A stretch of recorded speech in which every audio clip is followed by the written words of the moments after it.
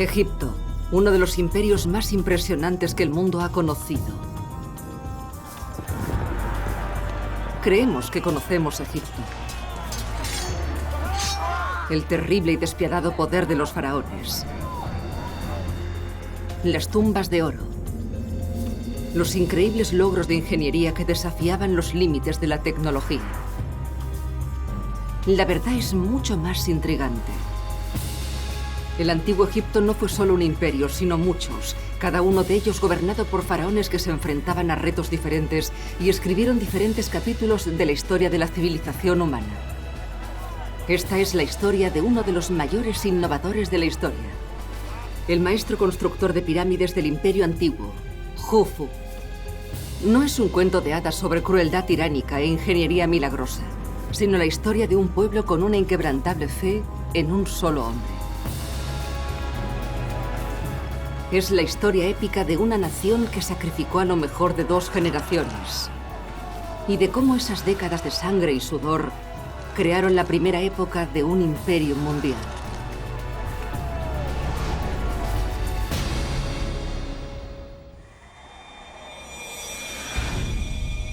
Durante casi 4000 años, la Gran Pirámide de Giza fue la estructura de fabricación humana más grande del planeta.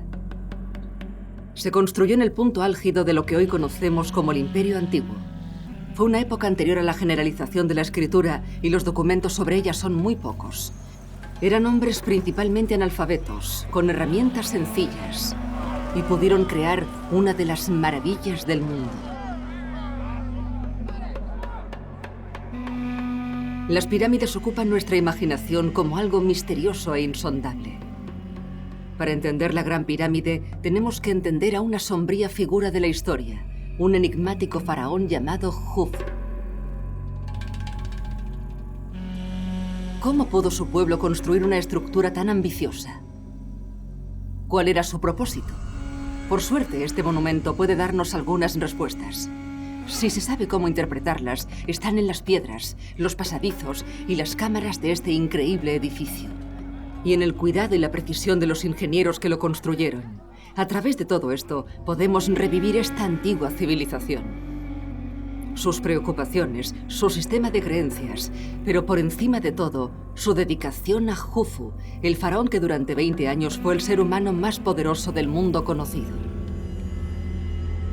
Para entender a los egipcios del Imperio Antiguo, hay que entender su religión y su complejo concepto del otro mundo.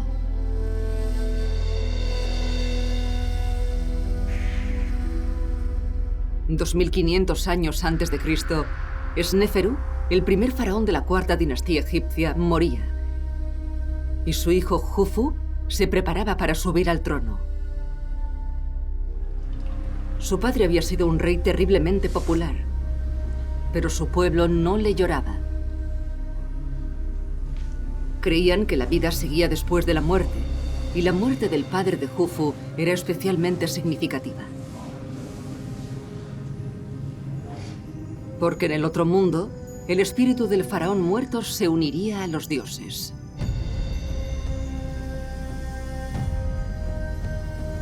Desde la muerte, el espíritu del faraón podía influir en los dioses, animarles a cuidar a los vivos y, cuando llegara el momento, guiar a sus espíritus hacia el otro mundo. Pero el lugar de su padre entre los dioses no estaba garantizado. Primero había que iniciar rituales precisos. Había que embalsamar el cuerpo del rey, que no debía ser tocado durante toda la eternidad. Estos 2 rituales eran tan importantes que incluso mientras se preparaba el cuerpo de Sneferu, hay pruebas que indican que Jufu estaba planificando su propia muerte. Su vida sería poco más que una preparación para el otro mundo, donde podía dar a su pueblo seguridad y riqueza durante toda la eternidad. Para nosotros es muy difícil de entender, pero los egipcios creían en ello inquebrantablemente, lo que proporcionaba mucha fuerza a Jufu. Jufu tiene más poder y más autoridad que cualquier otro gobernante de la historia egipcia. Puede que incluso de la historia mundial. Es un dios viviente con un poder absoluto sobre sus súbditos. A través de la inmortalidad, la gloria de Jufu y la prosperidad de su pueblo estaban unidas. La clave estaría en la conservación de su cuerpo muerto. Y ningún faraón en la historia hizo más para asegurarse de que su momia estaría a salvo que el padre de Jufu, Sneferu. Para intentar entender cómo vivían los antiguos egipcios, tenemos que explorar las ciudades que construían para los muertos. Los monumentos funerarios son tan viejos como la humanidad, pero la pirámide era en ese momento una construcción muy reciente. Era el Rolls Royce de los monumentos funerarios. Los antepasados de las pirámides eran unas tumbas rectangulares llamadas mastabas, fabricadas con ladrillos de barro. Pero cuando Egipto se volvió más rico, las mastabas fueron creciendo y los faraones construyeron las tumbas más grandes. Colocando una mastaba encima de otra, crearon una tumba a la altura de los faraones. Había nacido la primera pirámide básica. Cuando el padre de Jufu llegó al trono, esas pirámides de escalones ya eran el símbolo definitivo de la buena posición social. Durante sus 50 años de reinado, Sneferu llevó el arte de la pirámide a nuevas cotas. Su primera pirámide tenía escalones y después intentó, sin éxito, construir una de paredes planas. Finalmente, Sneferu consiguió su objetivo, la primera auténtica pirámide. Sneferu mejoró mucho el arte de la construcción de pirámides, y muy dentro de este símbolo, este enorme corazón de piedra, Sneferu creía que su cuerpo estaría protegido en su viaje hacia la eternidad. Jufu miraba y pensaba que podía hacerlo mejor, que podía aprender de los errores de su padre, que podía construir algo más grande y majestuoso, algo que capturase realmente la atención de su pueblo y de cualquiera que visitase Egipto.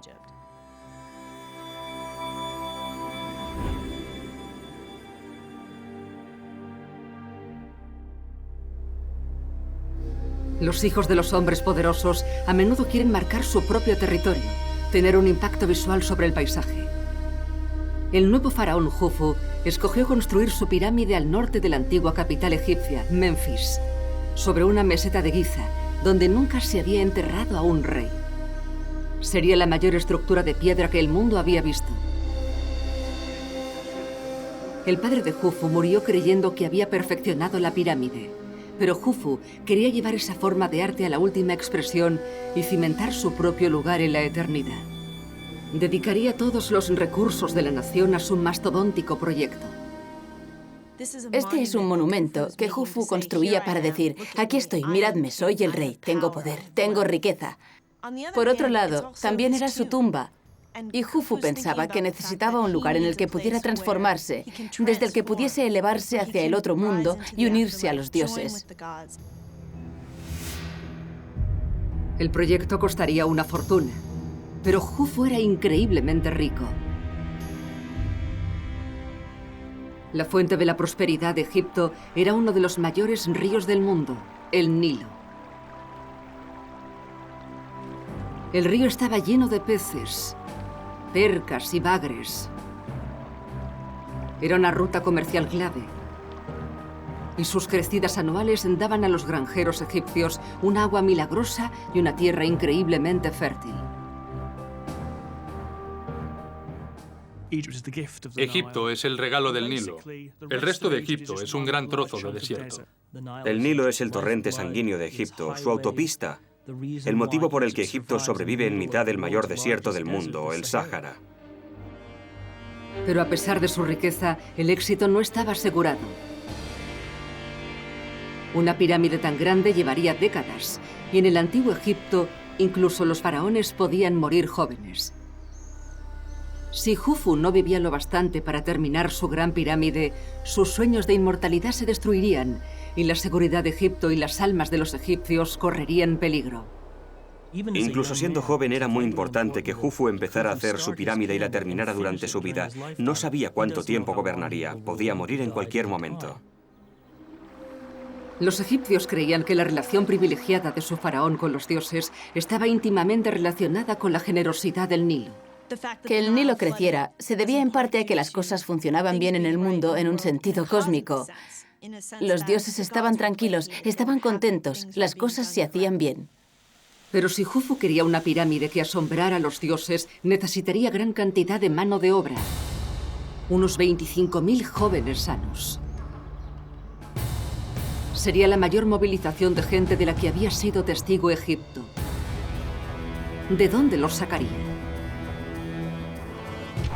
Jufu poseía miles de esclavos extranjeros de sus incursiones en Libia y Nubia. Y siempre se ha creído que esos prisioneros construyeron la Gran Pirámide. La historia encaja con nuestras fantasías en Technicolor sobre las maravillas egipcias construidas gracias a la sangre y el sudor de los esclavos, a sus vidas rotas. Pero no es cierto. Los actuales análisis del ADN tomado de los trabajadores demuestran que no eran extranjeros, sino egipcios. Gente libre. Y ahora creemos que había buenas razones para que Jufu no tuviera que obligarles a trabajar en su gran proyecto. Ser alguien que ayudaba a garantizar que el faraón llegase con éxito al otro mundo era una contribución importante para la sociedad. Formaba parte de una póliza de seguro cósmica. Si como egipcio querías asegurarte de que el rey estuviese bien enterrado, trabajar en su pirámide era de una gran importancia personal. Cada trabajador se involucraba emocionalmente en la realización del proyecto. La relación de Jufu con su pueblo era mucho menos tiránica y mucho más paternalista de lo que se creía. Pero durante mucho tiempo fue difícil entender por qué tantos granjeros egipcios podían dejar de producir comida sin mermar la economía egipcia. Actualmente, los egiptólogos creen que la respuesta está en el flujo y el reflujo estacional del río. Los egipcios organizaron la construcción en base a la estación de crecidas del río. Las crecidas hacían que los granjeros dejaran de trabajar hasta 4 meses al año. Si se organizaba el calendario con precisión, Jufu podía ofrecer una alternativa atractiva.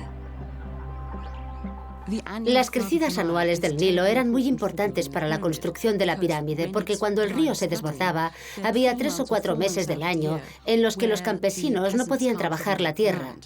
Así que el rey fue listo y lo organizó todo para que durante esos 4 meses en los que igualmente no tendrían trabajo, pudiesen sacar algún provecho.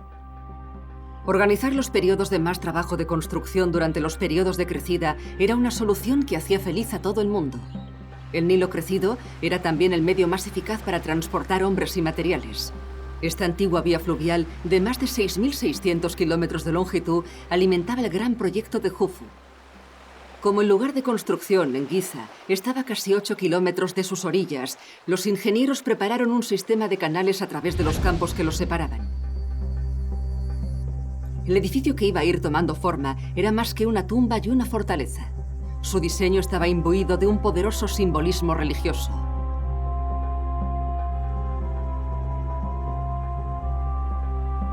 Ahora se cree que quizá la clásica forma de pirámide simbolizaba la creación del mundo.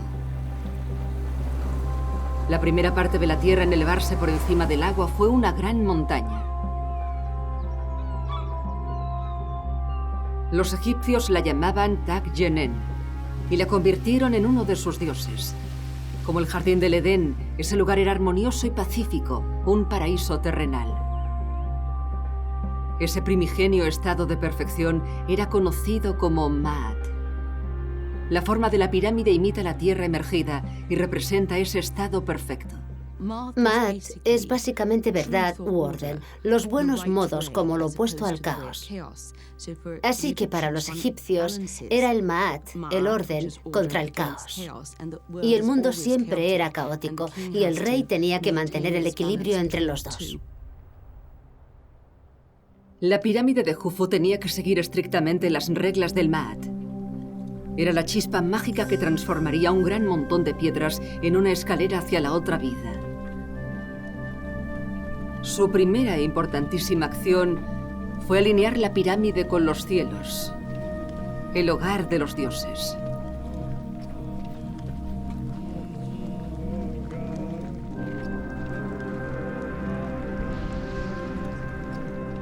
El más importante de los dioses en ser honrado fue el dios del sol, Ra.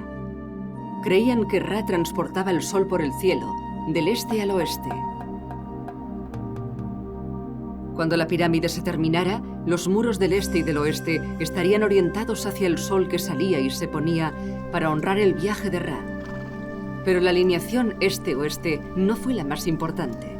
Jufu y sus sacerdotes creían que aunque el estado perfecto del Maat no solía conseguirse en la tierra, podía encontrarse en el cielo nocturno, junto a su estrella del norte, Tuban. Al diseñarla para que apuntase a la estrella del norte, conseguían una conexión más fuerte entre su propia conservación del orden y el orden en el cielo.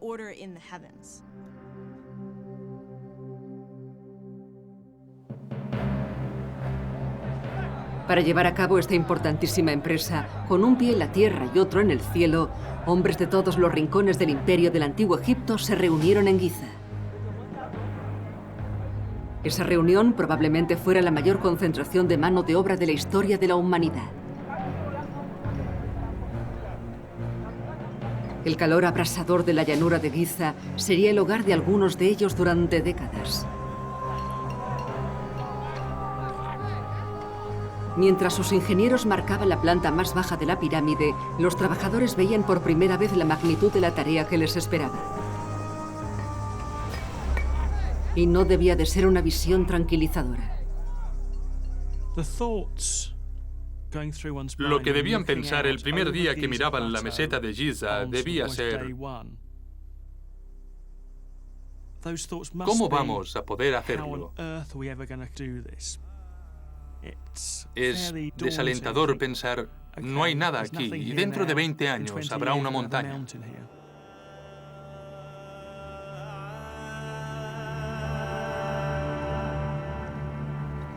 Esos hombres no solo tenían que construir la pirámide antes de que muriera Jufu, sino que además tenían que construirla a la perfección. Era una estructura enorme, con muchas posibilidades de error, como había aprendido el padre de Jufu.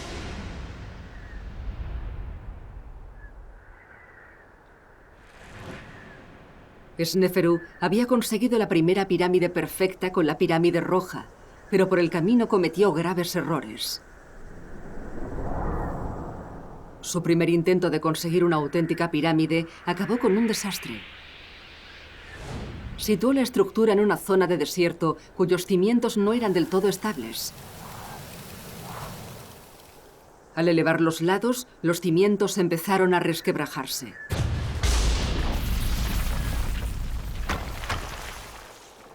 En un desesperado intento por aliviar la carga, redujeron el ángulo de las pirámides a medio camino, creando la pirámide torcida. Pero eso tuvo un precio. La clara forma imperfecta de la pirámide rompía las reglas de Maat y la devaluaba como maquinaria de resurrección. Sneferu tuvo la suerte de reinar durante más de 50 años, tiempo suficiente para empezar otra y conseguir su objetivo.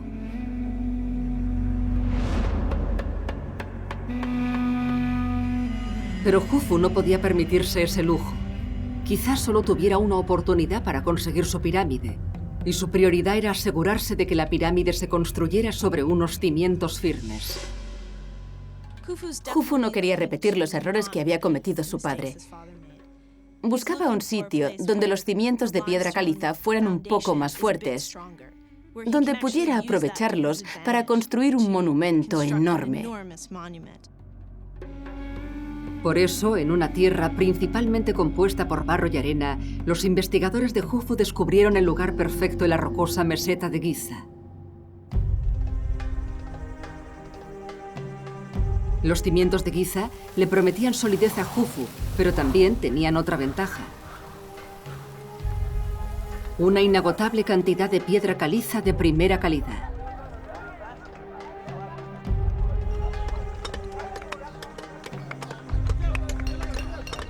Una cantera a las puertas de la pirámide ahorraría millones de horas de trabajo al proyecto de un plumazo. Jufu debió pensar que sus hijos también podrían construir allí, que podría iniciar una generación de tumbas en ese lugar, porque la meseta era enorme. Y podía colocar a sus trabajadores cerca. Podía alojarlos al borde de la meseta, cerca de la zona de cultivo. Un lugar como ese tenía un montón de cosas a su favor.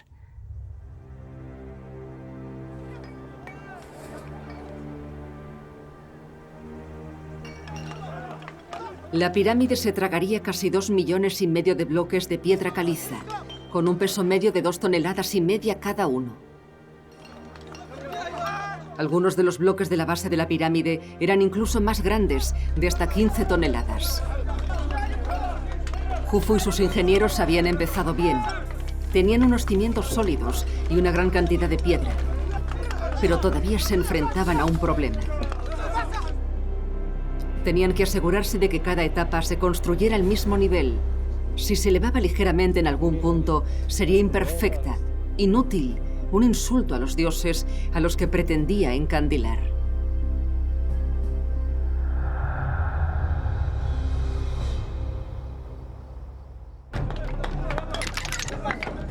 Los egiptólogos creen que los ingenieros utilizaban un sistema de nivelación básico pero eficaz.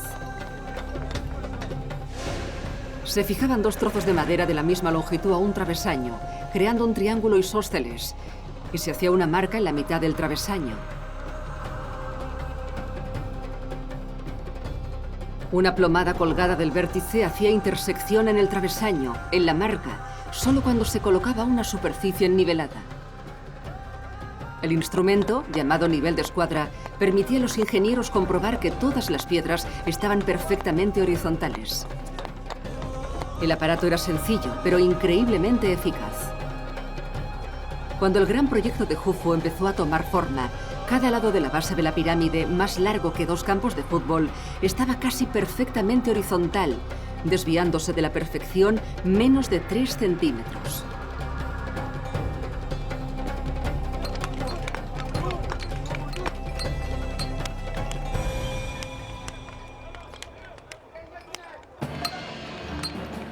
En la cantera, los trabajadores se enfrentaban a un horario desalentador.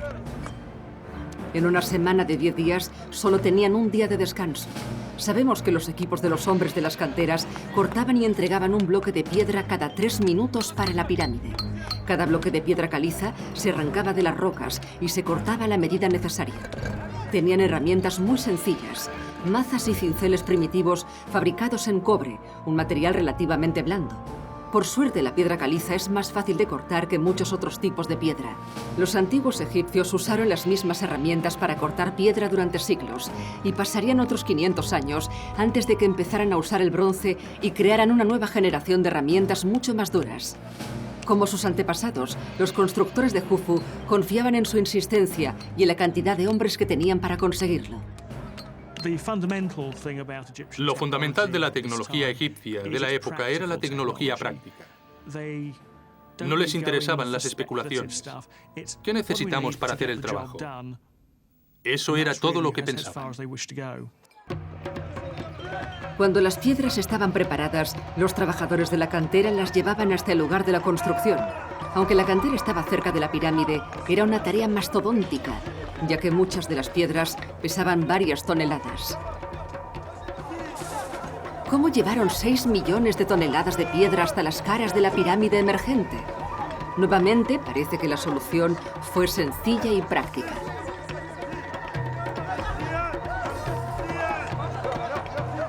Sus vecinos, los sumerios, usaban carros con ruedas desde hacía más de 1000 años.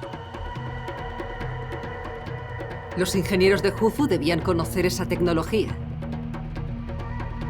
Pero el peso de las piedras y la cantidad de arena habrían hecho imposible la circulación con carros. Los egipcios optaron por la solución más directa.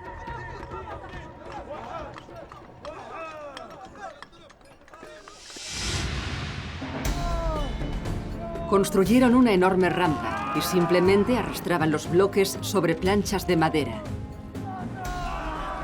La rampa estaba hecha de escombros y piedras de la cantera y tenía tiras de madera para ayudar a la plancha a moverse con más facilidad. El sistema de rampas y planchas existía desde hacía al menos un siglo y permitía que 20 hombres subieran bloques de piedra de 2 toneladas a las caras de la pirámide. En el pasado, la negativa de los egipcios a utilizar carros se ha visto como un ejemplo de su arraigado tradicionalismo. Pero no era así. Ellos únicamente hacían el trabajo sistemáticamente. Aunque evidentemente era una solución poco tecnológica, de mucha intensidad y brutalmente dura para los trabajadores. No importa cómo se haga, construir una pirámide es un trabajo titánico. Tenemos los huesos de algunos de los hombres que construyeron estas pirámides y todos muestran la presión de la construcción. Los esqueletos de los trabajadores son un triste recordatorio de sus vidas. Los huesos rotos o deformes, miembros amputados, columnas deterioradas. Las pruebas sugieren que la esperanza de vida de los hombres era de solo 32 años, a diferencia de los 55 de los miembros de la nobleza.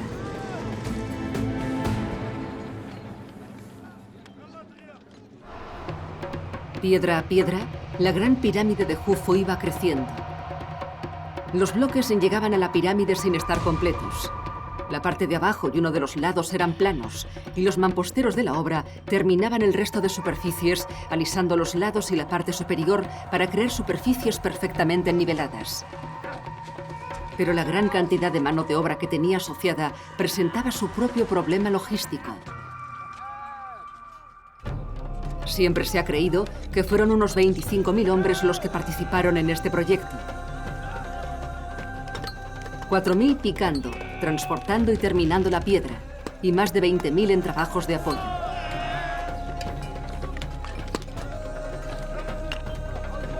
Durante un año, eso suponía que 1 de cada 30 hombres de la población de Egipto trabajaba en la pirámide. Uno de los descubrimientos más interesantes de años recientes, un lugar donde sentirse muy cerca de los trabajadores desaparecidos, es el pueblo de los trabajadores. Nuevamente parece que la solución de Jufu fue pragmática y decidida. Ordenó que se construyera un pueblo entero a 800 metros de la pirámide. Para algunos, como los mamposteros y otros maestros artesanos, fue su hogar durante más de 20 años. El alojamiento era sencillo, pero el pueblo tenía una infraestructura muy sofisticada, con panaderías, tiendas de arcilla y bares, e incluso maestros y médicos. Las escrituras de los egipcios más normales muestran que había un auténtico espíritu de comunidad y un animado ambiente callejero. Si ibas a la pirámide a trabajar durante 2, 3 o 10 años, tenías a toda tu familia allí. Tus hijos iban a la escuela. Tenías instalaciones médicas y había lugares para divertirse. Las mujeres tenían trabajo, así que era una ciudad grande y muy próspera. Cada trabajador tenía una ración diaria de 10 barras de pan por familia y otra muy generosa de cerveza. Para los campesinos era una vida increíble. Toda la gente que trabajaba para el rey estaba bien alimentada, mucho mejor que si se hubieran quedado en casa como campesinos, porque el rey les daba carne, pescado, pan y cerveza, y raciones extra que podían enviar a su familia más lejana. Así que realmente obtenían comida digna de un rey. Organizar a esos miles de hombres en una fuerza de trabajo coherente y eficaz era quizás el mayor reto. Los egipcios consiguieron un gran nivel de coordinación, eficacia y camaradería que aventajaría muchos proyectos modernos de construcción. Era su capacidad de organización, porque una muchedumbre no habría podido construir ninguna de las pirámides, aunque les hubieran dado un siglo de tiempo. Los capataces idearon una compleja cadena de mando que hacía que todo funcionara como un mecanismo de relojería. Dividieron la fuerza de trabajo principal, de 4.000 hombres, en 2 equipos. Esos equipos se dividían en 2 bandas, y así sucesivamente hasta llegar a unidades de 10 personas. El sistema se aseguraba de que cada hombre supiera cuáles eran sus objetivos diarios y ante quién tendría que responder. No era una coincidencia que esas unidades de 10 hombres fuesen la cantidad ideal de trabajadores para ocuparse de un solo bloque, consiguiendo así que cada unidad fuese la fuerza motriz de la construcción. Dividir a los trabajadores en esos pequeños grupos hizo que el trabajo fuese más fácil de controlar y tuvo un beneficio extra. Sus supervisores podían aumentar el ritmo de trabajo creando pequeñas competiciones. El primer equipo en llegar al objetivo del supervisor ganaría una ración extra de cerveza.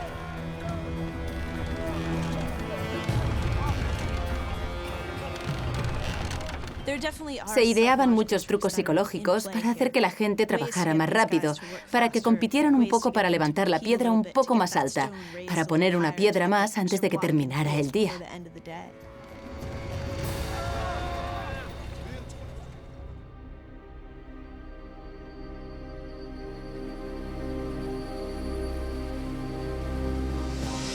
Debía parecer un proceso lento y penoso.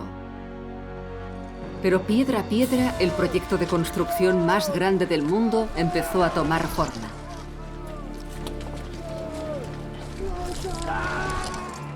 En el Imperio Antiguo, el faraón era una figura muy remota, un rey dios. Si visitaba el lugar, eso habría sido muy emocionante para los trabajadores que consiguieran verlo.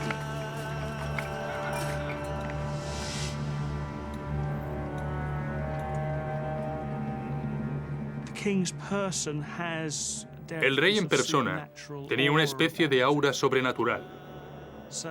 Así que si trabajabas en la pirámide y él aparecía, eso sería algo para contarle a tus nietos. Cuando los cimientos estuvieron en su sitio, la pirámide llegó a un momento crítico.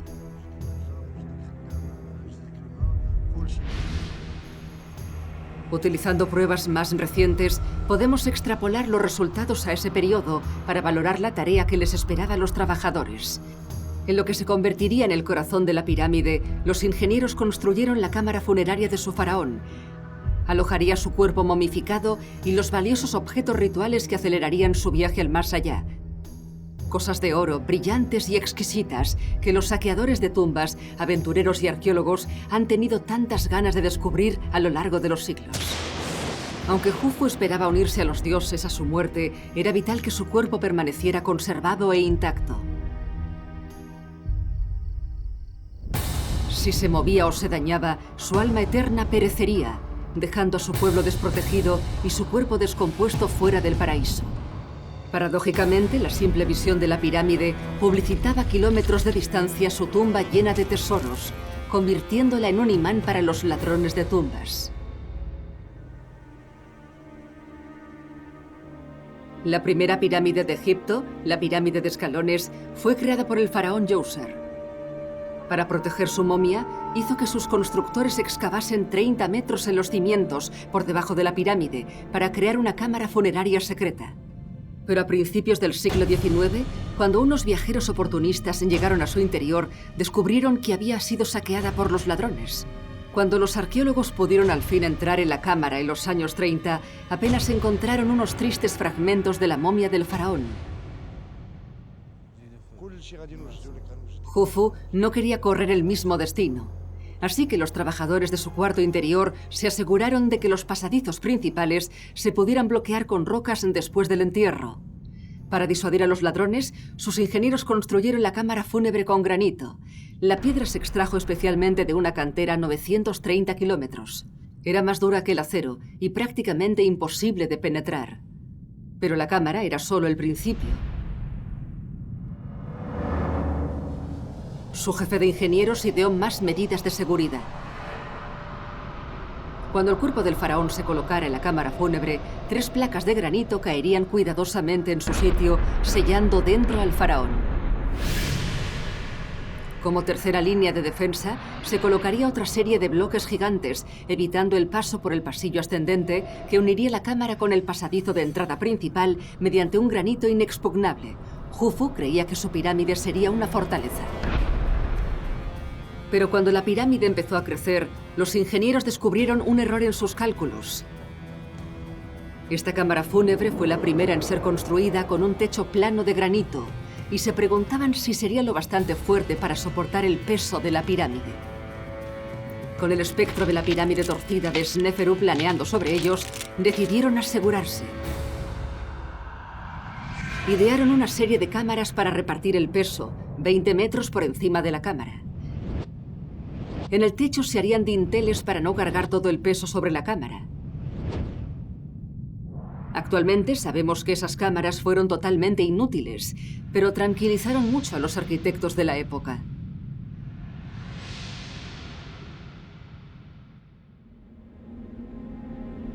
Probablemente tardaron 2 décadas en terminar la pirámide.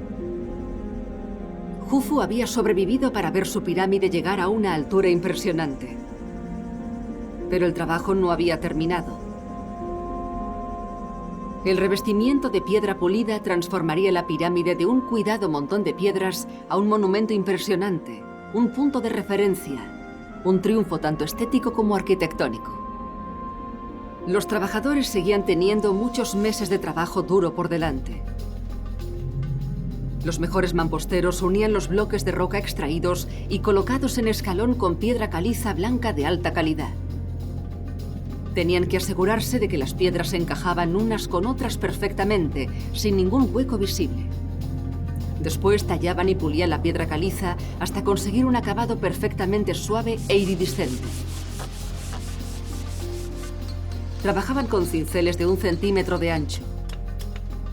Los afiladores de cinceles se agrupaban alrededor de los mamposteros para suministrarles hojas acabadas de preparar.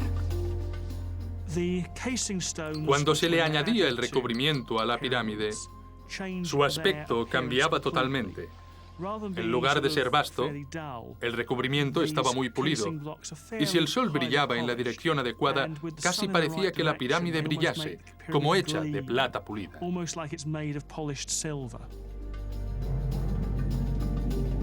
Pero estos acabados eran más que simple belleza. Cualquiera que se acercase a la pirámide de Jufu después de que se hubiera sellado no habría tenido ni idea de cómo se podía haber colocado algo dentro o cómo se podía intentar entrar. Sería una enorme estructura piramidal lisa. Cuando se terminó el revestimiento, este ocultaba cualquier huella de la entrada a la cámara de Jufu. Su pirámide era un rompecabezas brillante, sublime e inescrutable. Un rompecabezas que Jufu y sus ingenieros creían que era imposible resolver.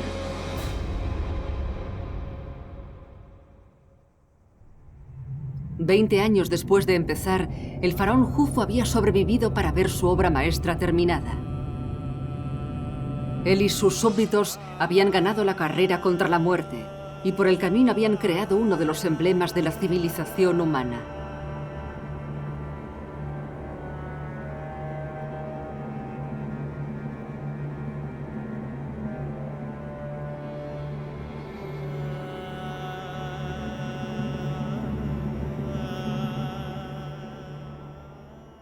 Al final, Jufu fue probablemente el más audaz de los faraones.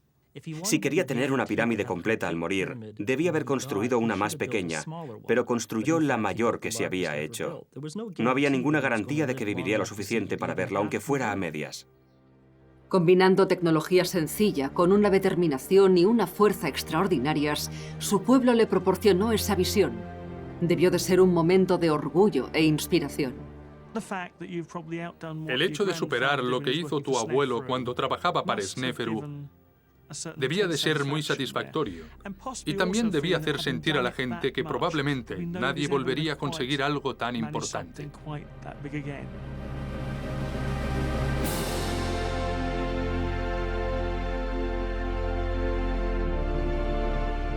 Los egipcios se regocijaban. La pirámide estaba terminada. La vida eterna del rey estaba asegurada. Se uniría a los dioses. Mantendría el orden en el otro mundo. En ese momento, todo Egipto lo celebraba. Jufu construyó una pirámide en Giza que era la estructura más alta del mundo y lo continuó siendo durante 4000 años. Pero el faraón apenas tuvo tiempo de disfrutarla.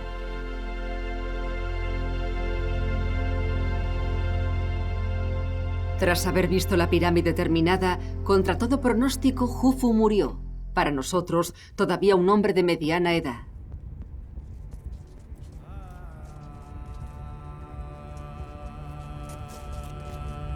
Durante más de 2 décadas, un país entero había planificado y trabajado para un solo momento.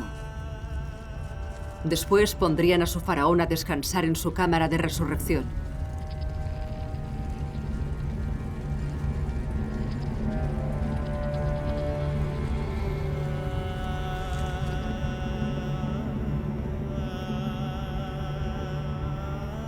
Estaban seguros que desde la cámara su espíritu ascendería al cielo. Mientras su cuerpo permaneciese seguro durante toda la eternidad, cuando llegara el momento, ayudaría a sus almas a recorrer el mismo camino. Los ingenieros habían creado 2 huecos de más de 60 metros de longitud a cada lado de la cámara. Eran los pasadizos secretos a través de los cuales el espíritu del faraón podía salir y volver a entrar en la pirámide. Su espíritu residiría entre las estrellas, en el cielo, el hogar de los dioses. Allí compensaría el gran sacrificio de su pueblo, cuidándoles durante toda la eternidad.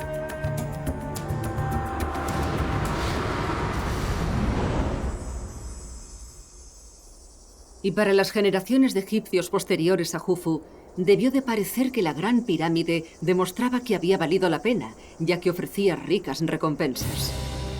Egipto era próspero y pacífico. El hijo y el nieto de Jufu construyeron sus propias pirámides en la meseta de Giza.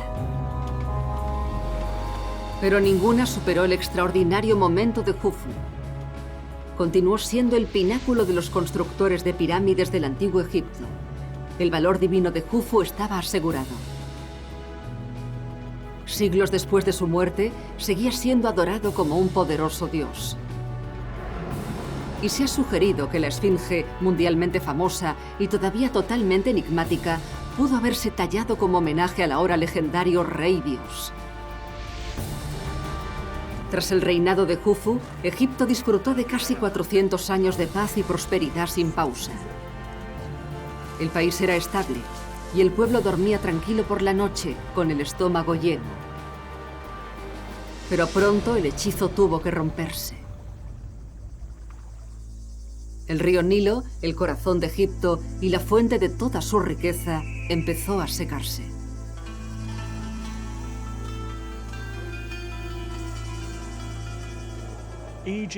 La prosperidad de Egipto se basa fundamentalmente en las crecidas del Nilo. Si el Nilo está demasiado alto o demasiado bajo, el resultado es el hambre. No habrá bastante agua para la cosecha o el agua se lo tragará todo. Actualmente se sabe con bastante seguridad que eso es lo que terminó con todo. Cuando el Nilo se redujo a un arroyo, no hubo cosecha y el hambre se extendió. Y si los faraones decían ser responsables de la benevolencia del río, también tenían que serlo cuando se secaba. La leyenda del todopoderoso Rey Dios quedó destruida. Los reyes pierden el control. Ya no les ven como seres fuertes y poderosos, como lo fue Jufu en su época. No pueden controlar lo que ocurre.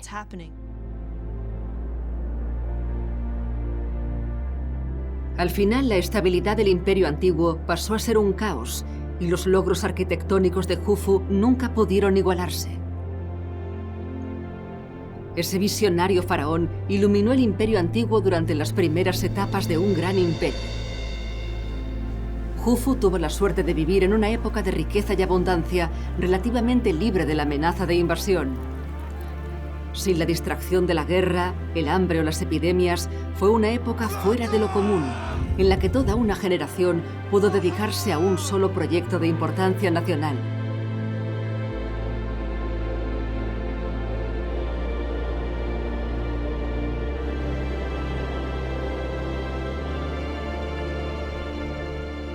Pero el propósito fundamental de la pirámide era enviar a su faraón a la inmortalidad. Y para conservar el cuerpo del rey, construyeron la mayor fortaleza de la historia.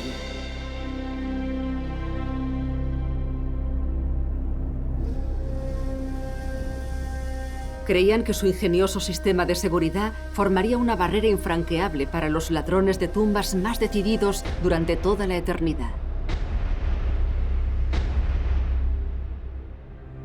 820 después de Cristo. Mucho después de que el antiguo imperio egipcio hubiese caído, un califa árabe que buscaba tesoros intentó entrar en la Gran Pirámide. Al encontrarse con los primeros bloques de granito, sus hombres pasaron por encima y entraron por el techo del pasadizo. Al llegar a las rocas que impedían la entrada a la cámara fúnebre de Jufu, simplemente abrieron el marco de la puerta con un cincel, allá donde el granito era más fino. Pero dentro descubrieron que estaba vacía. Alguien había llegado antes. La momia de Jufu, con todos los tesoros increíbles, había desaparecido. Al final, la misión de la vida de Jufu para proteger sus restos por toda la eternidad había fracasado.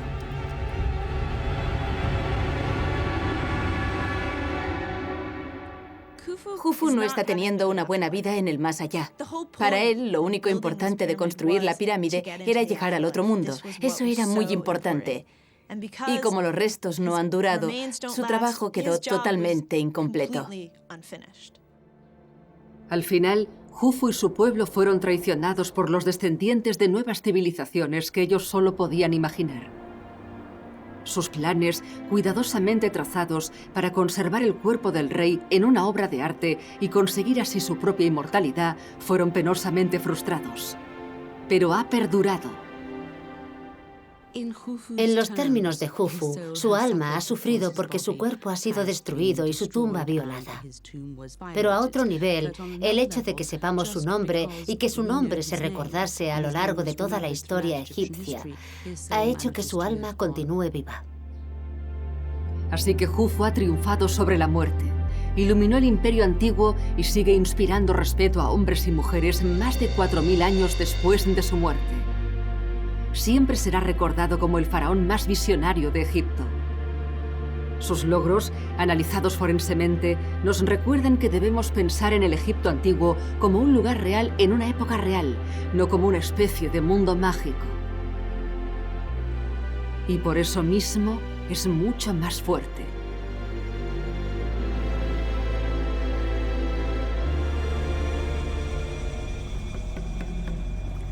Egipto. Siglo XII a.C. El gran faraón Seti aseguraba la continuación de su dinastía.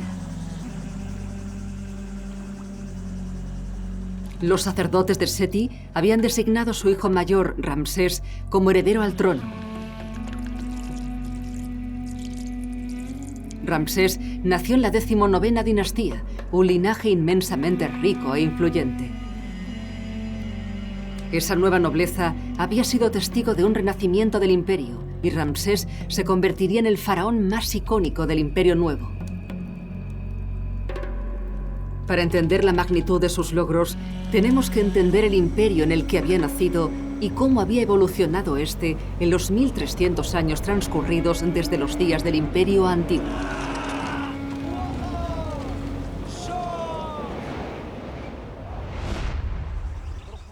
Los faraones del Imperio Antiguo eran muy ricos, pero también tenían algo totalmente desconocido para Ramsés y su familia: seguridad. El comparativamente joven imperio estaba prácticamente libre de amenazas de invasión y había otras señales que indicaban que los dioses estaban contentos. El Nilo fluía caudaloso y su crecida anual rica en nutrientes hacía que las granjas pudieran disfrutar de cosechas abundantes. Y como enlaces vivos con los dioses, los antiguos faraones se llevaban todo el mérito. Esa había sido la buena época. La bonanza les permitía idear proyectos arquitectónicos increíblemente ambiciosos. Se movilizaban ejércitos de trabajadores para construir las pirámides, los edificios más grandes del mundo conocido. Pero aunque los faraones podían aprovechar y explotar la mano de obra de todo un imperio, eran gobernantes remotos, nunca vistos por sus súbditos. Los faraones del Imperio Antiguo hacían las cosas de un modo determinado, pero Ramsés vivía en otra época. Tenía que labrarse su propio camino. La imagen decidida y divina del faraón de la época de las pirámides había desaparecido. Aunque seguía siendo un ser divino, en el Imperio Nuevo estaba un poco más cerca de la tierra. Ramsés lo sabía muy bien.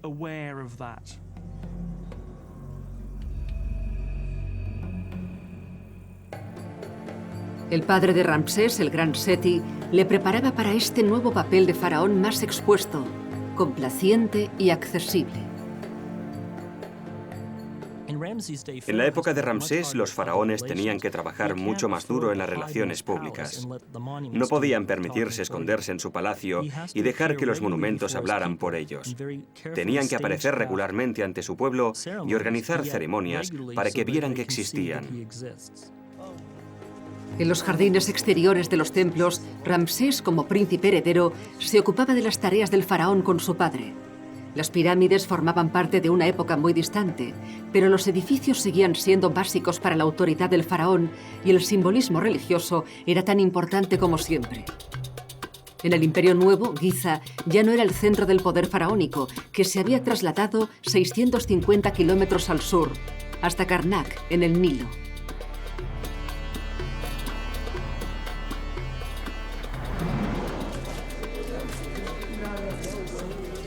Este es el complejo de los templos de Karnak.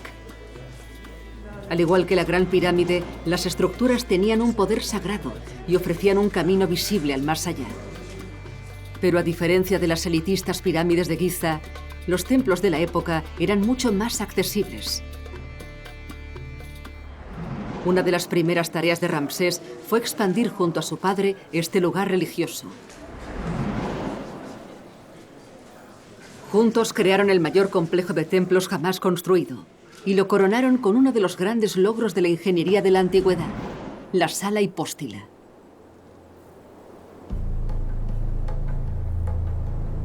Estas salas formaban un camino entre los bulliciosos patios exteriores de los templos y las zonas sagradas, más escondidas dentro de esa fantasía arquitectónica. 134 altas columnas soportaban un enorme techo de piedra. Las más altas tenían más de 20 metros de altura. En la base hay unos bloques tan gruesos que se necesitan más de 7 personas de la mano para rodear una sola de ellas.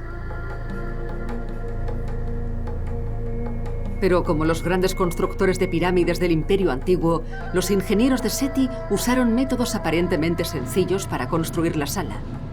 Mientras las piezas de las columnas iban llegando de la cantera, los constructores las iban poniendo una encima de otra. Los muros de la sala iban creciendo y la sala se llenaba de arena para subir el nivel del suelo, para que cada nueva sección se pudiese colocar en su lugar con facilidad. Cuando se colocaron las piezas del techo, los trabajadores fueron quitando la arena y terminando las columnas mientras bajaban de nivel.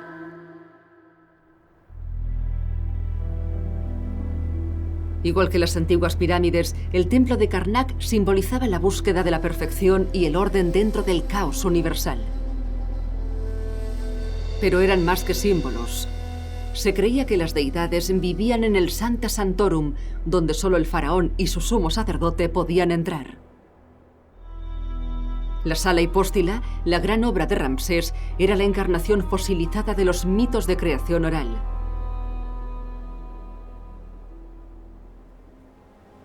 Las grandes columnas parecían plantas de papiro gigantes. Representaban el pantano primigenio que cubría la tierra durante la creación. Un significativo desarrollo en el culto al otro mundo le daba a este edificio aún más valor. Así que cuando Ramsés heredó la tarea de supervisar la decoración del interior de la sala hipóstila, continuaba un trabajo cósmicamente importante.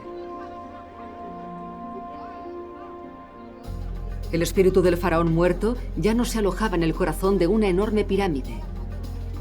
Ahora brillaba desde todas las piedras y la pintura de las estatuas y los relieves.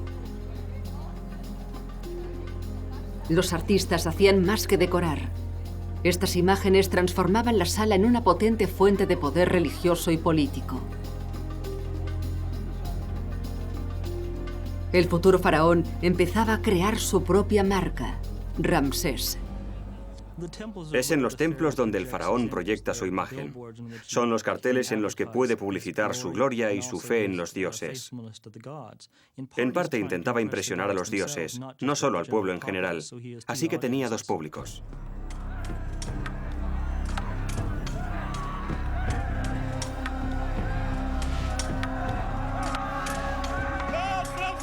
La asociación religiosa y la creación de imágenes eran solo una parte de la formación de Ramsés. Aunque aún era un adolescente, estaba al mando de la fuerza de élite egipcia. Eran guerreros fuertes y bien entrenados, capaces de resistir largos meses de lucha lejos de su hogar. El padre de Ramsés, Seti, le había puesto a la cabeza del mayor ejército del mundo por un motivo. Un futuro gobernante debía demostrar que podía dirigir un ejército profesional. Otra importante distinción entre el mundo del Imperio Antiguo y el del Nuevo.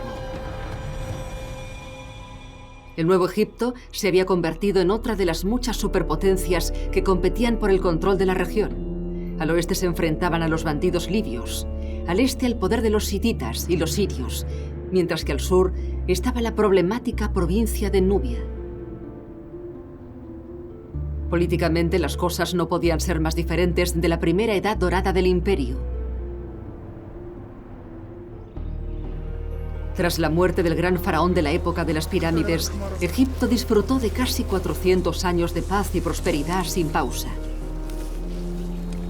Pero de repente ocurrió lo impensable.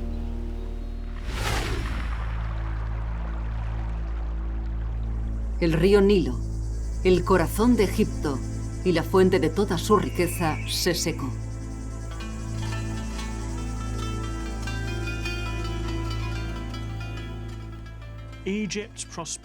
La prosperidad de Egipto se basa fundamentalmente en las crecidas del Nilo.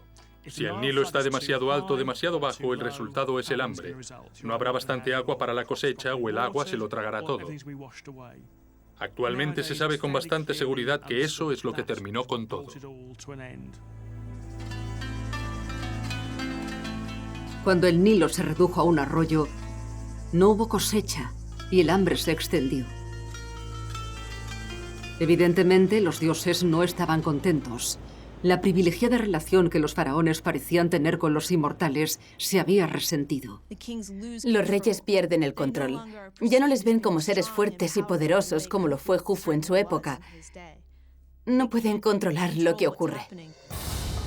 Egipto acabó por recuperarse, pero tras un segundo periodo de prosperidad, el Nilo volvió a secarse, dejando al pueblo vulnerable ante otra amenaza: la invasión de los Hyksos.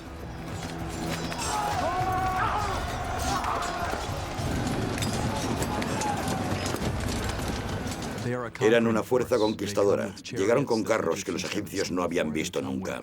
Llegaron con arcos compuestos de mucho más alcance y precisión. Llegaron con una fuerza que pilló a Egipto desprevenido.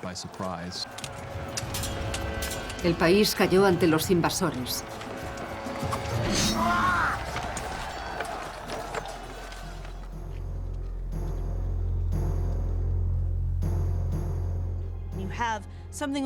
Ocurrió algo que nunca había ocurrido y que Jufu nunca hubiera pensado que podría ocurrir: que hubiera alguien no egipcio al mando de una gran parte del país.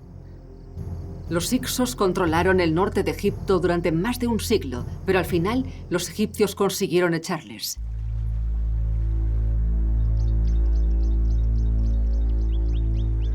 El imperio volvía a estar en manos de los egipcios y el Nilo se recuperó para volver a alimentar su tierra. Surgieron nuevos líderes que fueron coronados reyes dioses. Pero el vínculo entre el faraón y el pueblo se había estirado y debilitado. En la época de Jufu, Egipto vivió un periodo de poca pero pacífica prosperidad, y los faraones se llevaban todo el mérito. Pero los cataclísmicos acontecimientos de los siglos siguientes demostraron al pueblo que sus reyes dioses no eran todopoderosos después de todo, y que sus fronteras no eran para nada inexpugnables. Con todo eso en mente, se preparó Ramsés para las habilidades necesarias para un faraón moderno, el poder militar y la confianza de su gente. Seguro que Ramsés estaba impaciente por ser faraón. Tenía el mejor entrenamiento que podía desear un futuro faraón gracias a su padre, Seti I, que le preparaba a fondo para subir al trono. Pero seguro que él quería el trabajo para él solo. Al final, Ramsés tuvo su oportunidad.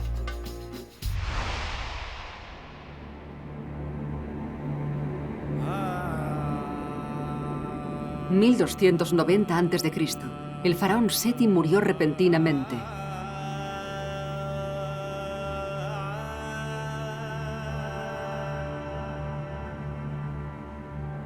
Ramsés fue coronado rey de Egipto.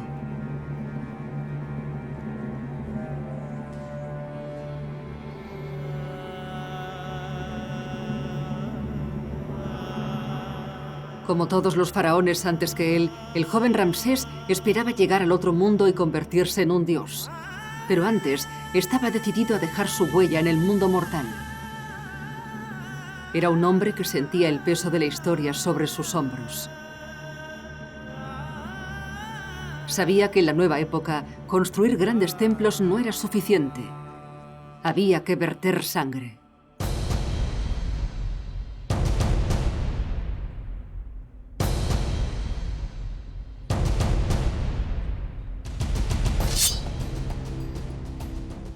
Ramsés, cuando accede al trono y se convierte en rey, tiene su oportunidad de destacar. Es su turno de demostrarle a los egipcios y a las potencias de Oriente Próximo que es un faraón poderoso que puede competir a escala mundial. Y Ramsés debió pensar que podía crear un imperio de magníficas proporciones. No voy a quedar inmortalizado solo en piedra, sino que quedaré inmortalizado por el tamaño del territorio que gobernaré.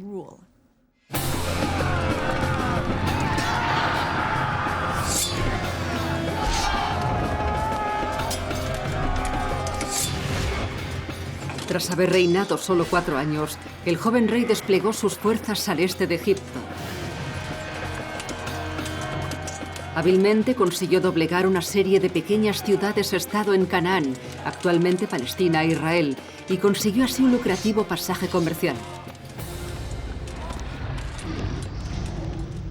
Las victorias de Ramsés llenaron las arcas reales. Y no perdió tiempo antes de embarcarse en un proyecto de construcción épico para darles las gracias a los dioses y para proclamar a cualquiera que quisiera escuchar sus gloriosos triunfos. Lo más increíble de Ramsés es la confianza que tenía cuando pasó a ser rey. Era un rey joven, inexperto, pero se lanzó a hacer cosas. Inmediatamente inició un enorme proyecto de construcción muy ambicioso y empezó a librar batallas en el extranjero. Era una cuestión de equilibrio. Había que tener un ejército fuerte para asegurarse de que la riqueza siguiera entrando en Egipto, para poder enviar esa riqueza a los templos y darle las gracias a Amón-Ra por ayudarle a conseguir ese gran imperio. El Luxor, cerca de Karnak, extendió el templo, creando un gran patio delantero lleno de estatuas colosales de sí mismo. Y ante ellas plantó 2 obeliscos gigantes tallados a partir de bloques de granito rosa. Como las pirámides antes que ellos, apuntaban al poder de los cielos. Ramsés apuntaba alto.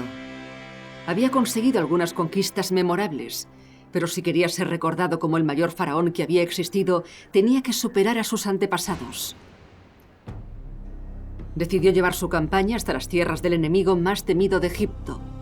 Un adversario contra el que su padre había librado batallas épicas, una legendaria raza de guerreros y la única potencia de la región que podía compararse con Egipto. Los hititas. Los ojos de Ramsés volvieron a apuntar en la frontera oriental. El joven rey de Egipto se preparaba para llevar a su país a la guerra contra los hititas, una civilización sofisticada, organizada y dominante, y una superpotencia rival.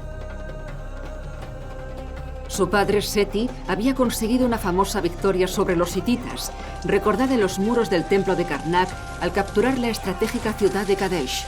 Pero los hititas la habían recuperado más tarde, un revés que los egipcios no podían olvidar.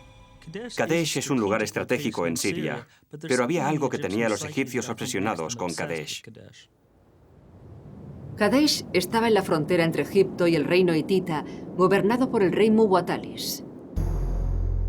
Quien la controlase también podía disfrutar de la fértil tierra agrícola que la rodeaba, una zona que actualmente se conoce como el Valle del Bekaa.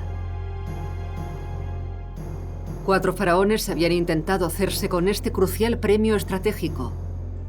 Ramsés puso en juego su reputación para triunfar allá donde tantos de sus predecesores habían fracasado. Ramsés se jugaba mucho en Kadesh. Era un faraón joven. Los egipcios querían conseguir uno de los valles y los territorios más ricos de la zona. Ese era el premio. Si controlaban Kadesh, controlarían también el resto del territorio. 5 años después de subir al trono, Ramsés llevó a su ejército a 650 kilómetros de Egipto, a una llanura, actualmente en Siria, al oeste de Kadesh. Los espías de Ramsés le informaron de que el rey hitita, Muwatallis, dirigía una fuerza impresionante de 37.000 soldados de a pie, apoyados por 2.500 carros. Muwatallis montaría en cólera ante la incursión. Pero el joven faraón tenía motivos para tener confianza.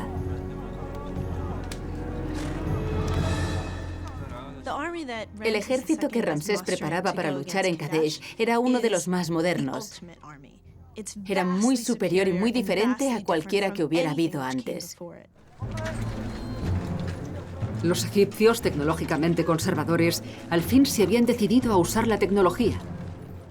Conocieron el carro durante la invasión de los Hyksos y lo adaptaron para que pudiera usarse en terrenos arenosos, creando así un arma formidable.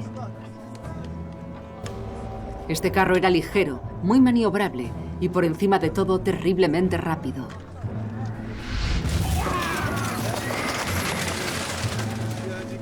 En el carro también iba el arquero, armado con un nuevo arco compuesto que combinaba madera y hueso para más flexibilidad y potencia.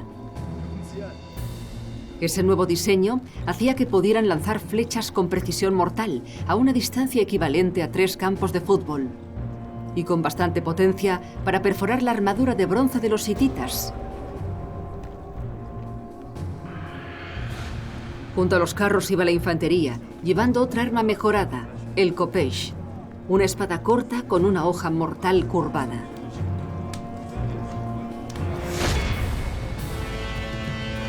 Ramsés estaba a punto de poner a prueba esas armas en el mayor reto al que se había enfrentado. Si podía capturar Kadesh, el joven rey se convertiría en una leyenda entre su pueblo y con el botín financiaría un edificio y un programa de relaciones públicas para que su nombre viviese para siempre. Para él era una situación en la que debía conseguir algo o morir. Debía demostrar que Egipto tenía fuerza. Y se lo debía demostrar a los hititas, pero también a sus propios seguidores, a la gente de Egipto. Mientras Ramsés y su ejército se acercaban a Kadesh, recibió buenas noticias. Los exploradores egipcios habían encontrado a 2 hombres que resultarían ser agentes dobles, escondidos en un bosque cercano. Cuando les interrogaron, afirmaron que el ejército hitita estaba a 190 kilómetros. La ciudad estaba desprotegida. Parecía que Kadesh estaba a su merced. Impaciente por conseguir la victoria, Ramsés se separó de sus tropas y se llevó a una sola división hasta una distancia desde la que podía atacar la ciudad. Ordenó que una segunda división la rodease hacia el norte con un movimiento envolvente. Pero cuando parecía tener la victoria al alcance de la mano, la situación cambió. Ramsés se dio cuenta de que había caído en una trampa hitita. La verdad era que el rey hitita estaba escondido detrás de la ciudad de Kadesh, en el viejo Kadesh, preparado para emboscar a Ramsés. Y soltó a sus perros de guerra. Los hititas atacaron rápido y con dureza. Se apoyaban en una nueva tecnología militar, las armas de hierro. El joven faraón se enfrentaba a una derrota desastrosa. Pero cuando los hititas parecían estar a punto de destrozar a los egipcios, estos tuvieron una tregua. En el último momento, la segunda división llegó desde el norte y cogió a los hititas por sorpresa. Espoleadas por su llegada, las tropas egipcias se reagruparon e iniciaron un violento contraataque. Aunque sería legendaria, no fue una batalla histórica, sino un conflicto extraño, molesto, insatisfactorio e inútil. Con los ejércitos de las 2 superpotencias antiguas luchando directamente la una contra la otra, probablemente fuese el mayor enfrentamiento militar de la historia hasta ese momento.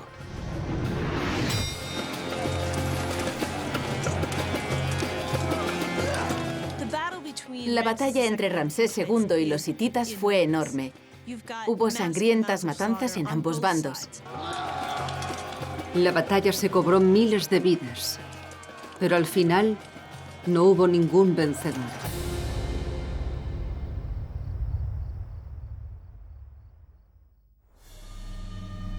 Al amanecer, Ramsés se enfrentó al rey Muwatallis ante los muros de Kadesh.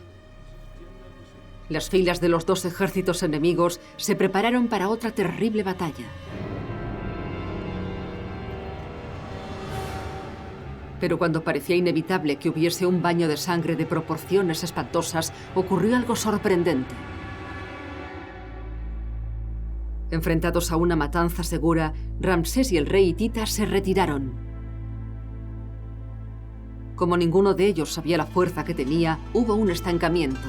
Ninguno de ellos quería arriesgarse a ser totalmente aniquilado, y ambos accedieron a pactar una tregua. No era lo que Ramsés había ido a buscar. No había conseguido capturar el premio de los hititas y debía volver a casa con las manos vacías. Ramsés pensaba, Dios mío, ¿qué he hecho? No he vencido, ni siquiera he sido capaz de recuperar Kadesh. Nada ha salido como había planeado. ¿Qué hago ahora? ¿Cómo le muestro a Egipto que sigo siendo el rey, que debo seguir siendo el rey? ¿Qué les hará creer que esto no es un desastre absoluto? 5 años después de subir al trono, las ambiciones de Ramsés de convertirse en el mejor faraón de Egipto parecían huecas y erróneas. Bueno, cuando Ramsés volviera a casa iba a pasar mucha vergüenza. Había ido a conquistar Kadesh y no lo había conseguido. Así que tendría que explicar muchas cosas. Ese ya no era el comprensivo Egipto de los grandes constructores de pirámides. El faraón ya no estaba libre de críticas. Sabía que la gente haría preguntas. La incapacidad de Ramsés de hacerse con Kadesh podía menoscabar su posición. Pero aunque fuera una época más arriesgada para el faraón, también ofrecía más opciones. Ramsés buscó un arma más potente que los carros y las espadas de bronce: la propaganda. Era una oportunidad maravillosa para que Ramsés le diese algo a su público que le convertiría en el rey que llegaría a ser. Ramsés encargó una serie de relieves de piedra para conmemorar la batalla de Kadesh en los muros de los templos de todo el reino. Así que parte del interés puesto en la campaña de Kadesh era para asegurarse de que su imagen siguiera siendo la que él quería que fuera, la de un faraón conquistador y poderoso.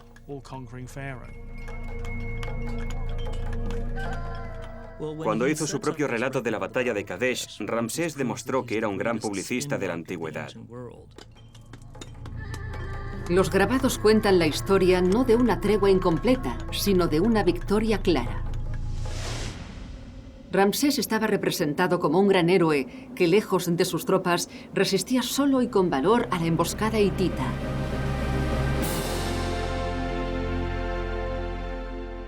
Afirmaba que les había dado una paliza, pero no lo había hecho. No iba a mostrar lo que había pasado de verdad, sino lo que a él le hubiera gustado que ocurriera. Así que la imagen que tenemos aquí le muestra deshaciéndose de los hititas prácticamente solo, abriendo camino, haciéndolos huir y aplastándoles con sus caballos y sus carros. Y así creó un sentimiento de patriotismo, y él se convirtió en la personificación de Egipto. Fue un golpe maestro político. Ramsés había vuelto a escribir la historia y había dejado su propia versión de los hechos escrita en piedra para siempre.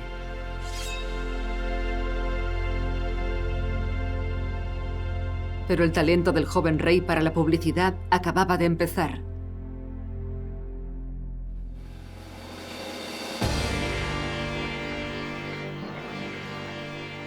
Abu Simbel, en la frontera sur de Egipto con Nubia.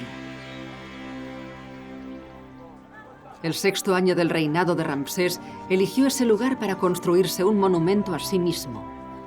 Algo tan sumamente majestuoso que seguiría siendo admirado mucho después de su muerte. La época de las pirámides había terminado. Un faraón ya no podía utilizar la economía y la población de Egipto para sus propios fines. Utilizar decenas de miles de hombres para extraer millones de toneladas de piedra y construir un monumento bloque a bloque era demasiado costoso, irrealizable. Pero Ramsés tenía un plan. Aquí, con vistas al Nilo, crearía un gran nuevo templo, un altar para sí mismo y para los dioses. Pero no lo construiría con bloques de piedra. El monumento de Ramsés se tallaría en la misma pared. Las paredes de piedra de Abu Simbel eran de arenisca de buena calidad, ideal para el trabajo que requeriría centenares de trabajadores en lugar de miles. Pero aún así, se tardarían décadas.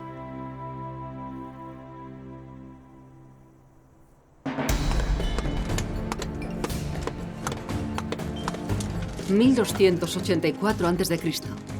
Hábiles mamposteros empezaron a trabajar en Abu Simbel. Su primera tarea fue crear 4 estatuas de 20 metros de altura del propio Ramsés para vigilar la entrada del templo. Los problemas técnicos debieron de ser increíbles. Tenían que pensar cómo escalar esas figuras y tallarlas en la montaña. Tenían que poner andamios para que subieran los trabajadores que iban a hacerlo. Tenían que ser capaces de imaginar esas estatuas saliendo de la pared de una montaña. Los enormes hombros de piedra representarían el alcance y la potencia de Ramsés, pero también tenían otro objetivo, que le relacionaba con su antecesor, Jufu. Buscaban la inmortalidad.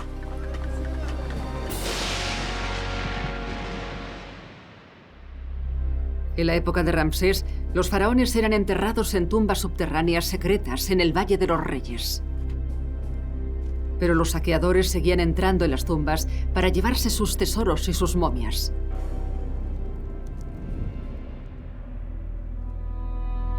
Ante esa amenaza, las creencias egipcias sobre la consecución de la inmortalidad fueron evolucionando gradualmente. Ya no era esencial que los restos mortales del faraón no se moviesen durante toda la eternidad. En la época de Ramsés, la representación en piedra ofrecía una nueva póliza de seguros contra la muerte. Al tener su cara y su nombre, eran símbolos mágicos, símbolos de poder, símbolos que llevaban implícita la inmortalidad. Así que incluso aunque la tumba no durase, o que se llevasen la momia de la tumba, o la destruyeran, seguían habiendo otras maneras de asegurarse de que les recordasen eternamente.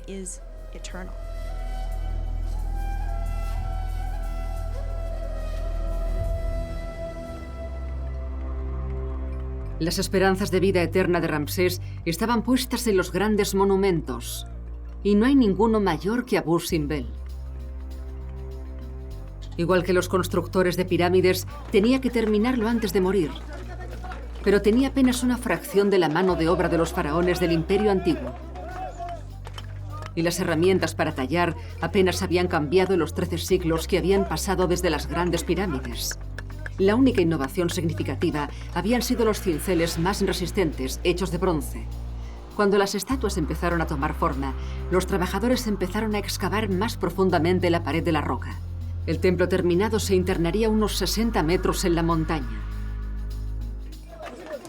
El interior de Abu Simbel tenía que estar alineado cuidadosamente con los movimientos del sol. Como a Ramsés le gustaba llamar la atención, planeó colocar una sorpresa espectacular en las entrañas de su templo. Un espectáculo de luz digno de los dioses. Pero en realidad, Ramsés seguía inquieto por sus antiguos enemigos. Los hititas. Ramsés lanzó un nuevo asalto, golpeando en el territorio enemigo. Pronto se embarcó en otra serie de batallas frustrantes. Capturaba las ciudades y el enemigo recuperaba el control cuando su ejército se marchaba a conquistar nuevos objetivos. Si en algún momento moría, su templo quedaría inacabado y correría el riesgo de no gozar de vida eterna. Podía acabar siendo un faraón olvidado, un don nadie, un alma perdida.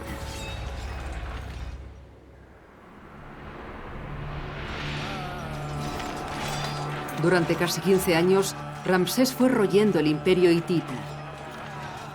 Las ciudades fronterizas cambiaban constantemente de manos, pero ninguna de las superpotencias conseguía una victoria definitiva. Al final, ambos bandos firmaron uno de los primeros tratados de paz de la historia.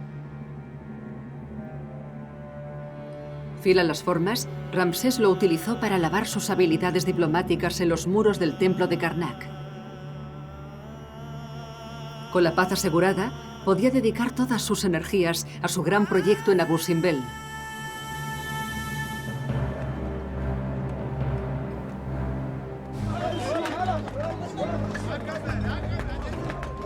Fue un plan muy descarado. Un rey nuevo rico que anunciaba a bombo y platillo el poder de su dinastía. Puede que no utilizara la misma cantidad de trabajadores que construyeron las pirámides, pero centenares de egipcios sudaron por él, dándole forma a una gran pared de roca en un monumento a la altura del faraón.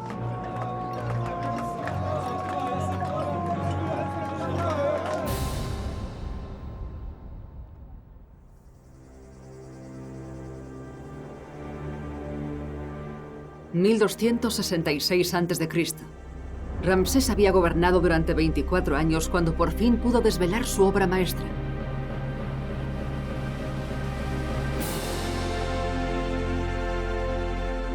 Su homenaje a sí mismo. Su egocéntrico regalo para los dioses.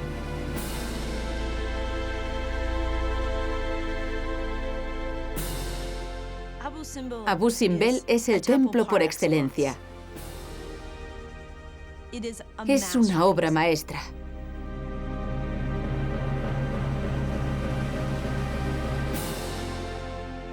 Tiene al rey, tiene a las deidades y sirve a un propósito determinado: la restauración del orden, asegurándose de que el caos no entre en el mundo, pero lo hace de un modo terriblemente estético.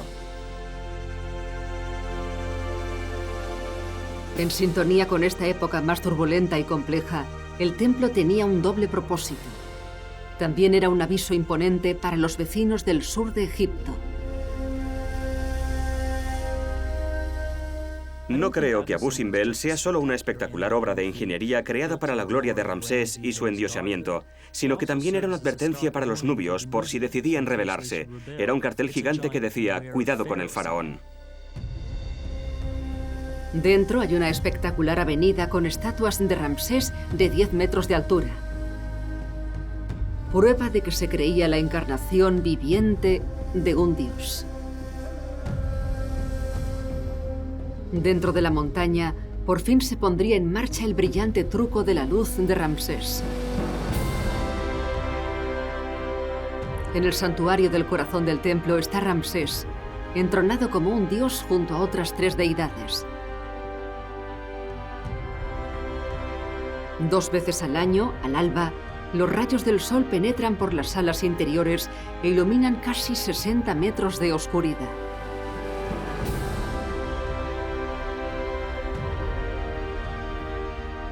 Aquí iluminan al deificado Ramsés y a sus compañeros dioses.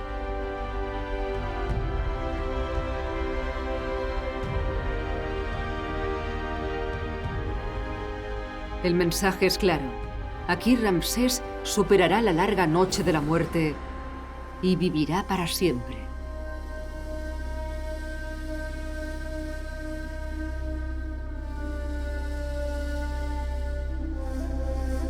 Pero Abu Simbel no fue su último regalo para el mundo. Animado aún por su propio éxito, más viejo cada día, Ramsés concertó una cita con la fama eterna. Sus constructores erigieron centenares de templos, estatuas gigantes e incluso una ciudad entera. Así que Ramsés se embarcó en una enorme campaña de construcción. Creó templos por todo Egipto, desde el norte hasta el sur. Ramsés está por todas partes, inmortalizado en piedra y bronce, publicitando la marca Ramsés hoy y probablemente para siempre. Y quizás esa sea su manera de engañar a la muerte. La obsesión de Ramsés por cubrir los monumentos con su nombre y su imagen puede ser, al menos en parte, un deseo por asegurarse que siempre habrá suficientes imágenes de él en la tierra para garantizar su vida eterna.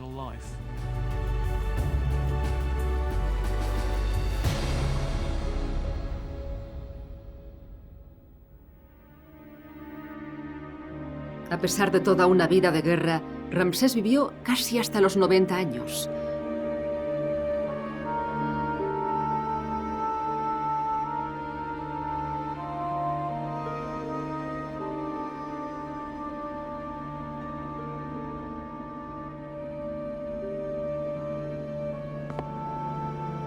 Dejó al menos 45 hijos y 40 hijas y más monumentos que ningún otro faraón antes o después que él.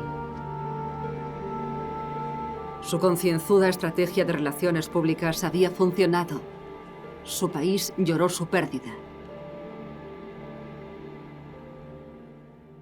Debió de ser una gran conmoción que Ramsés muriera al fin.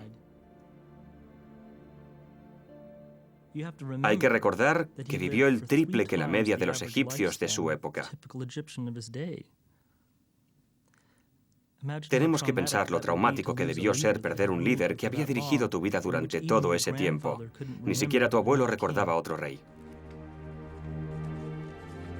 Ramsés había servido bien a su país y le había dado 3 generaciones de paz y seguridad, trayendo a la tierra la armonía integral del Maat.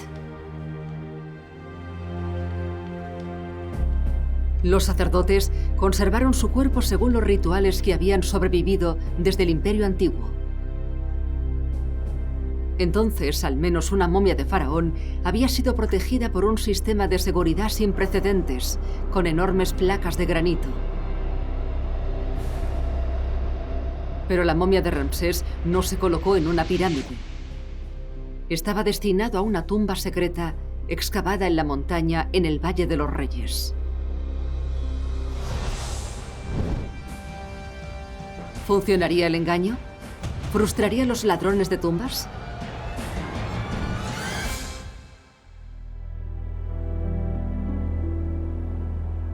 Aunque el imperio egipcio prosperó durante otros 1000 años, ningún faraón pudo estar a la altura de Ramsés II. Había gobernado en Egipto durante 67 años, dejando tras de sí gran cantidad de monumentos. Su vida se extendió a lo largo de 9 décadas.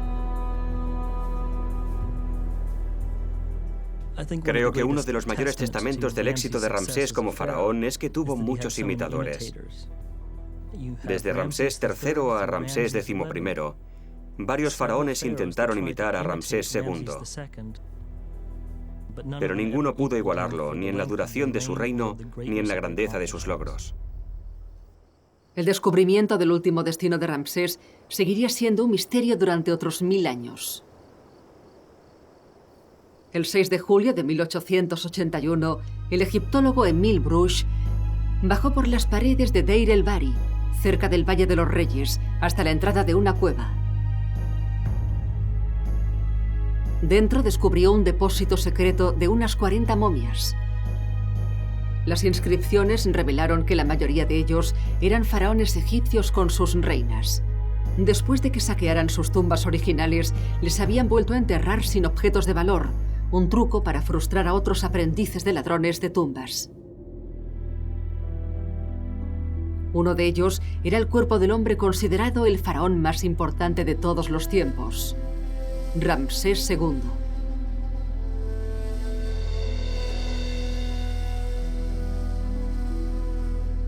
La momia de Ramsés resistió perfectamente conservada durante 3000 años en la más humilde de las tumbas. Los análisis científicos han revelado que era increíblemente alto para su época, 1,70 m. Durante su juventud era pelirrojo, y eso lo reprodujeron con tintes durante el embalsamamiento. Al morir sufría una artritis grave y tenía muchas caries. Pero esa espléndida y marcada cara había visto muchas cosas.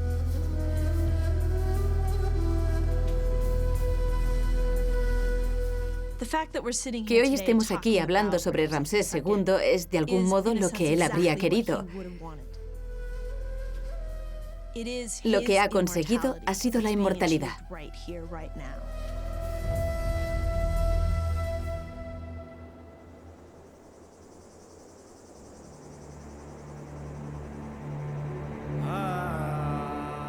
Los logros arquitectónicos de Ramsés y Jufu, el gran constructor de pirámides más de 1000 años antes, nunca serían igualados.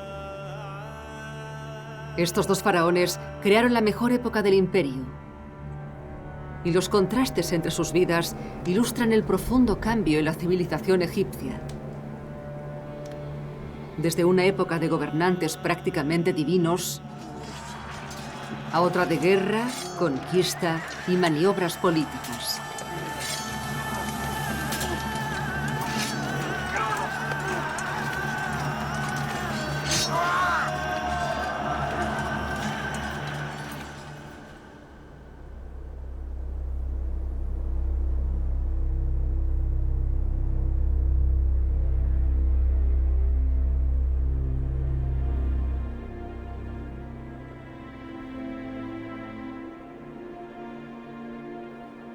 Ramsés expandió las fronteras de su país y durante 4 décadas protegió el imperio de sus poderosos rivales. Abu Simbel es hoy uno de los templos más audaces y cautivadores del mundo.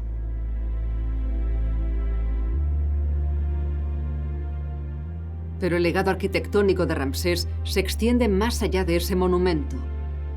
Sus edificios y sus bravuconas estatuas se pueden encontrar en todo Egipto. Quizá más que nadie, Ramsés fuera un gobernante imaginativo y vanguardista, que hizo más que sobrevivir en una época compleja y peligrosa. Prosperó. Hombre hábil en la guerra, en la política y en la propaganda, personificaba los profundos cambios que había vivido el gran imperio egipcio.